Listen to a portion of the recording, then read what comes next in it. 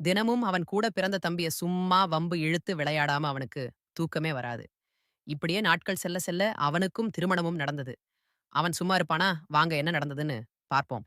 அவன் மனைவி திவ்யா ஒரு நாள் ஆபீஸ்ல இருந்து வந்த உடனே அவன் சட்டப்பட்டனை கழட்டி விட்டபடி பேண்டில் இருந்த பெல்ட்டியம் கழட்டி விட்டவள். அதன் பட்டனையும் கழட்டப் போக கூச்சத்தில் ஒரு கையை வைத்து மறைத்துக் கொண்டவன், "நானே கழட்டுகிறேன், நீ போ" என்றான். "இல்ல, உங்களுக்கு கை வலிக்கும்" என்று மீண்டும் பேண்ட் பட்டனை நோக்கி தன் கரத்தை கொண்டு செல்ல பட்டனை திருப்பிக் கொண்டவன், "அதெல்லாம் வேணாம். போடி, இதுவே நான் செஞ்சிருந்தா நீ விட்டுருப்பியா? உனக்கு ஒரு நியாயம், எனக்கு ஒரு நியாயமா? பொன்னங்களுக்கு மட்டுமே இல்ல, எங்களுக்கும் வெட்கம் இருக்கு" என்று கத்தியபடி வீரவசனம் பேச, "ஐயோ, நான் பெரிய ஒழுக்கக்காரன்" என்று உதட்டை சுழித்துவிட்டு பக்கத்தில் இருந்த டவலை எடுத்து அவன் தோளின் போட்டுவிட்டவள் அறையிலிருந்து வெளியேறினாள். என்றுமில்லாத திருநாளாக அவள் இப்படியெல்லாம் செய்வது நிஜமாகவே அவனுக்கு கூச்சத்தை கொடுத்திருந்தது. ஒரு வழியாக கஷ்டப்பட்டு பேண்டின் பட்டனையும் ஜிப்பையும் கலட்டி அவன் குளியல் அறைக்குள் நுழைந்திருந்தான். சில நிமிடங்களில் அவள் உணவோடு உள்ளே நுழைய குளித்து முடித்த வெளியேறியவன் மீண்டும் பேன் ஜிப்பை போட முடியாமல் இப்படியும் அப்படியும் நடந்து கொண்டிருந்தான். அவன் முதுகை காட்டியபடி நின்றிருக்க, சத்தமில்லாமல் வந்து உணவை டேபிளில் வைத்தவள் அவனின் அருகே சென்று கண்ணிமைக்கும் நொடியில் அவனை தன்புறம் திருப்பி ஜிப்ப போட்டுவிட ஒரு தடவை சொன்னா கேட்க மாட்டியா என்று அவன் சொல்ல வர, அதற்குள் முந்திக் கொண்டவள், "ரொம்ப பண்ணாதீங்க.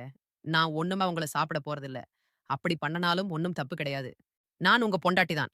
பார்க்காதது ஒண்ணும் இல்லையே" என்று சொல்லிவிட்டு நகர பார்க்க அவளை கொத்தாக பற்றி தன்புறம் இழுத்தவன், "ஓ அப்பா, நீ பார்த்திருக்கிறியா?" என்று நக்கலாக கேட்க அவளுக்கோ வெட்கம் கொடி கொண்டது. என்ன சொல்வது என்று திடறியபடி நின்றிருக்க, அவன் தன் அணைப்பை இன்னும் இறுக்கமாக்கியபடி, "சொல்லடி." "பாத்தியா?"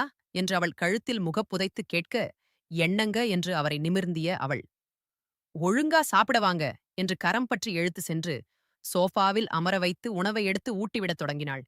இப்படியே ஒவ்வொரு நாளும் அவங்களுக்கு அழகாக சென்றது. ஓர் இரவு அவன் கட்டிலின் மீது புரண்டு கொண்டிருந்தான். அழகான மனைவி இருக்கும்போதே தனியாக அவள் அருகாமை இல்லாமல் படுப்பது கஷ்டம்தடா.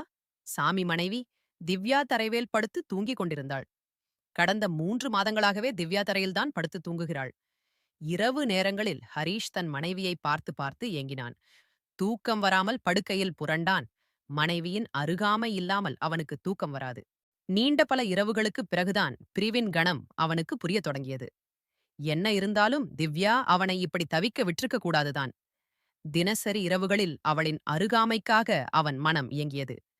அவனை புரண்டு புரண்டு சுழட்டியிட்டது. கடந்த 1 வருடமாக திவ்யாவிடம் பகிர்ந்து கொண்ட திருமண வாழ்க்கை நினைவுகள் அடிக்கடி ஞாபகத்தில் வந்து அவனை துன்புறுத்தன. அவளின் இளமை பொதித்த தோற்றங்கள் அவனை அலைக்கழித்தன. அவளின் அருகாமைக்காக இயங்கினான். அவன் மனம் முழுவதும் அவளை நினைத்தது. மனைவியின் அன்பான அணைப்பிற்காக அவன் துடித்தான். பாலத்தை தாங்கிக் கொள்ள முடியாமல் படுக்கையில் புரண்டபடி இருந்தான். ஒரே வீட்டில் மனைவியின் அருகாமை இருந்தும் அவளுடன் மனநிறைவாக வாழ முடியாத கொடுமைதான் வாழ்க்கையின் மிக மோசமான தருணங்கள் என்று நினைத்துக் கொண்டான். அப்படி என்னதான் ஆயிற்று? அவர்களுக்கு திருமணமாகி 1 வருடம்தான் ஆகிறது. எனினும் திருமணத்தின் மூலம் திவ்யாவிற்கு நிம்மதி கிடைக்கவில்லை. திவ்யாவுக்கு வயது 23, ஹரிஷருக்கு 27. கவர்மெண்ட் கல்லூரியில் படித்து பட்டம் பெற்ற திவ்யா தன்னுடைய கல்லூரி நாட்களில் பெண்களின் சுதந்திரம் பற்றி நிறைய பேச்சு போட்டிகளிலும் கட்டுரை போட்டிகளிலும் கலந்து கொண்டு ஏராளமான பரிசுகளை பெற்றுள்ளார். பட்டப்படிப்பு முடித்ததும் திவ்யா மேற்கொண்டு படிக்க ஆசைப்பட்டாலும் அவளின் பெற்றோர்கள் ஒரு பொண்ணுக்கு திருமணம்தான் பாதுகாப்பு, அதில் சீக்கிரம் நடந்தால் ரொம்ப சிறப்பு என்று சொல்லி அவளுக்கு உடனே திருமணம் செய்து வைத்தனர். தன்னைச் சுற்றி என்ன நடக்கிறது என்று புரிவதற்குள் திவ்யாவுக்கு எல்லாமே வேகமாய் நடந்தேறின. ஒரே பெண் என்பதால் திருமணத்தை தடபுடலாக நடத்தினர். புகுந்த வீட்டில் செட்டில் ஆகும்போதுதான் திவ்யாவுக்கு பிரச்சனை முளைத்தன. தனிமையில் இருக்கும்போது ஹரீஷ் அவரிடம் அன்பாக இருந்தாலும் பல விஷயங்களில் அவனுடைய வீட்டாருடைய நடவடிக்கைகள் தாங்கவில்லை.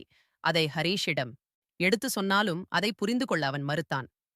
புகுந்த வீட்டில் கணவரை தவிர அவருடைய கல்யாணமாகாத தம்பி, மாமியார் சாந்தி மற்றும் மாமனார் என மொத்தம் 5 பேர், இத்தனைக்கும் சீர்வரிசைகளுடன் முறைப்படி நடந்த கல்யாணம் கணவன். ஹரீஷ் நல்லவர்தான், அழகானவர்தான், கை நிறைய சம்பளம்தான். இருப்பினும் தேனளவு சென்று வந்த பிறகு அவள் ஆசைகள் நிராசைகள் ஆயின. திவ்யாவுக்கு புகுந்த வீட்டில் சுதந்திரம் என்பதே கிடையாது.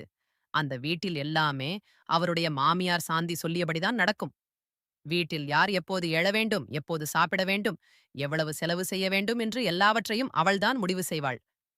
காலை 5 மணிக்கே எழுந்து சமையலறையில் பாத்திரங்களை உருட்டி சத்தம் போட்டுக்கொண்டே வேலை செய்ய ஆரம்பித்து விடுவாள். வீட்டில் உள்ள அனைவரும் 5:30 மணிக்கெல்லாம் எழுந்துவிட வேண்டும். இல்லை என்றால் இந்த வீட்டில் ஒழுங்கி இல்லை என்று சத்தமாக பேச ஆரம்பித்து விடுவாள். அதன் பிறகு மற்றவர்களால் அந்த வீட்டில் தூங்க முடியாது. சனி ஞாயிறுகளில் கொஞ்ச நேரம் கூட அதிகமா தூங்க முடியாது.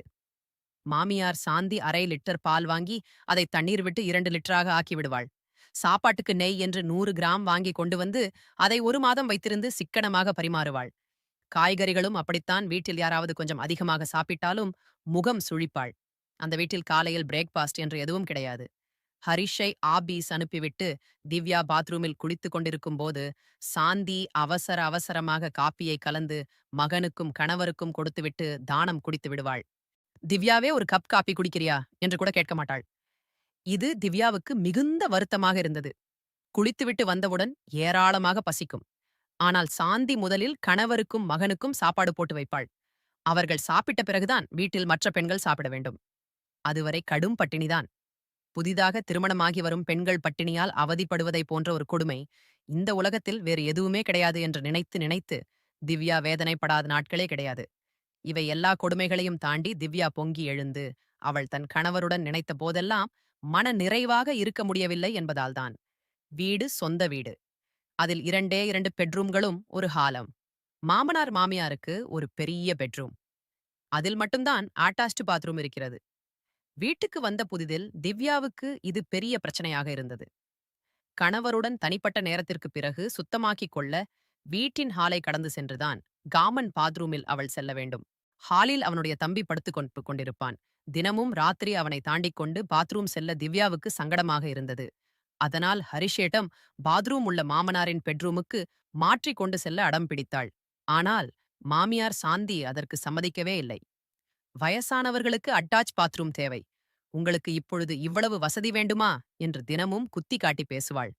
அது மட்டுமல்லாமல் கொஞ்சம் கூட விவஸ்தை இல்லாமல் அவ்வளவு அவசரம் என்றால் துணியால் துடைத்துக் கொண்டு தூங்கலாமே என்று பேசினாள். அதைக் கேட்ட திவ்யா பயங்கர கடுப்பாகிவிட்டாள். நிறைய யோசித்து பார்த்தாள். பிறகு ஹரிஷுக்கு தடை விதிப்பது என்று முடிவு செய்தாள். அவளிடம் பேசாமல் இருந்தால் தன்னால் வழிக்கு வந்து விடுவான் என்று கணக்கு போட்டாள். ஹரிஷிடம் நம் வீட்டிற்கு பக்கத்திலேயே சின்னதாக வேறு வேறு ஒரு வீடு பாருங்கள். அங்கு நாம் சுதந்திரமாக இருக்கலாம். தேவையானால் நீங்கள் தினமும் பெற்றோருடன் இருந்துவிட்டு படுத்துக்கொள்ள மட்டும் நம் வீட்டுக்கு வாருங்கள். அதுவரை நான் தரையில்தான் தூங்குவேன். அதுவரை நான் கோபமாக தான் இருப்பேன் என்று சொல்லி அவனை கடந்த 3 மாதங்களாக தவிக்க விட்டுவிட்டாள். இதுதான் நடந்த கதை. இப்போது அவள் போட்ட கணக்கு நன்றாகவே வேலை செய்தது. ஹரிஷ் வேற வழியில்லாமல் அலைந்து அலைந்து வீட்டுக்கு பின்புற தெருவில் மாடியில் சிங்கிள் பெட்ரூம் கிச்சனுடன் வாடகையில் ஒரு வீடு பார்த்து உடனே அட்வான்ஸ் கொடுத்தான். அந்த வீட்டுக்கு பால் காய்ச்சிய அன்றிரவுதான் திவ்யா மனநிறைவுடன் இருந்தாள். இப்போது திவ்யா நிம்மதியாக தனது வாழ்க்கையை நடத்த ஆரம்பித்தாள். சிறிய வீடாக இருந்தாலும் அங்கே இருந்த அமைதியும் தனிமையும் அவளுக்கு பெரிய சந்தோஷமாக இருந்தது. ஹரிஷுக்கும் நாளடைவில் மனைவியின் மனநிலையை புரிந்து கொள்ள ஆரம்பித்தான். தினமும் ஆபீஸ் முடித்து முதலில் பெற்றோரிடம் சென்று அவர்களுடன் சிறிது நேரம் செலவழித்து அதன் பிறகுதான் தனது வீட்டிற்கு வருவான். அந்த மாற்றம் குடும்பத்துக்குள் தேவையில்லாத சண்டைகளை குறைத்தது. முன்பு அடிக்கடி மன அழுத்தத்தில் இருந்த திவ்யா இப்போது சிரித்த முகத்துடன் வாழ ஆரம்பித்தாள். கணவன் மனைவிக்குள் புரிதலும் தனி உரிமையும் எவ்வளவு முக்கியம் என்பதை ஹரீஷுக்கும் புரிந்தது. சில சமயம் பால்கனியில் நின்றபடி இரவு காற்றை ரசித்துக் கொண்டே சில நேரங்களில் நம்ம அமைதிக்காக நாமே ஒரு முடிவு எடுக்கணும், இல்லையென்றால் வாழ்க்கையே நம்மை அழுத்திவிடும் என்று நினைத்து திவ்யா மெதுவாக சிரித்துக் கொண்டாள். வாழ்க்கையில் அன்பு மட்டும் போதாது, புரிதலும் மரியாதையும் இருந்தால்தான் ஒரு குடும்பம் நிம்மதியாக இருக்கும். முற்று பெற்றது எங்களின் கதைகள் உங்களுக்கு பிடித்திருந்தால் வீடியோவை லைக் செய்து உங்கள் நண்பர்களுக்கும் பகிர்ந்து எங்களை ஊக்குவியுங்கள். நம்ம சேனலை சப்ஸ்கிரைப் செய்ய மறக்காதீங்க.